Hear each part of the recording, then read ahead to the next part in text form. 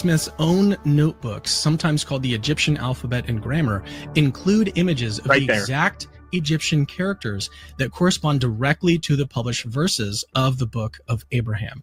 Not gonna lie, this seems pretty damning until you realize the document on the screen is not in Joseph Smith's handwriting and literally is not the text from the Book of Abraham.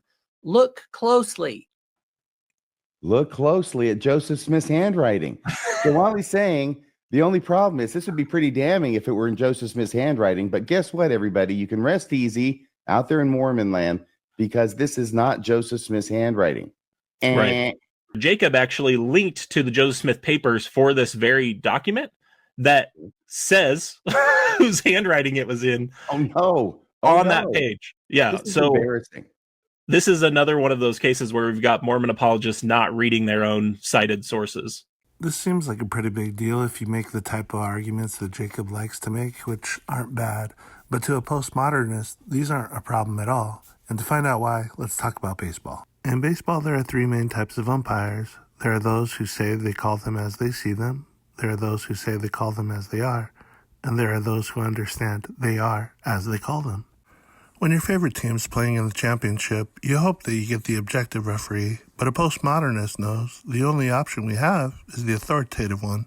Here's why. No matter what calls the referees make, the calls will always stand unless someone with more authority or more power overturns it. When he challenged it, I knew it was going to get overturned, and I went, oh man, I'm going to be the first one on this. This is great.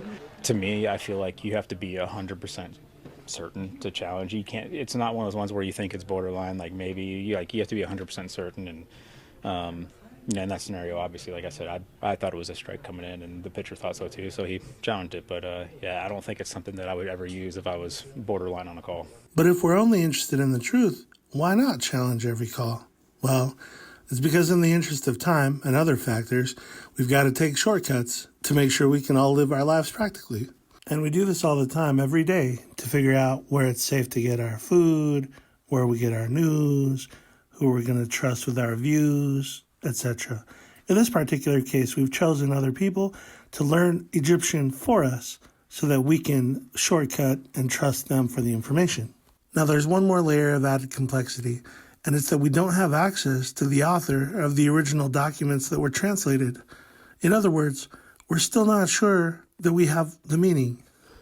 For instance, imagine these images were uncovered hundreds, if not thousands of years long after the world had forgotten about its creator or author. Well, you might have somebody who says, this is actually the story of Jesus Christ and how he interacts with us in our lives.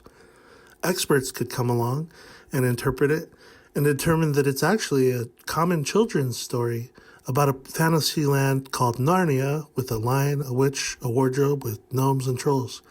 Who would be correct? Well, they'd both be right. And now you know the postmodern solution to the Book of Abraham conundrum. One thing I love about the Book of Mormon is it teaches us that there's several ways to approach a text, and many of them, if not all of them, can be correct interpretations simultaneously. And that's why I love the Book of Mormon, baby.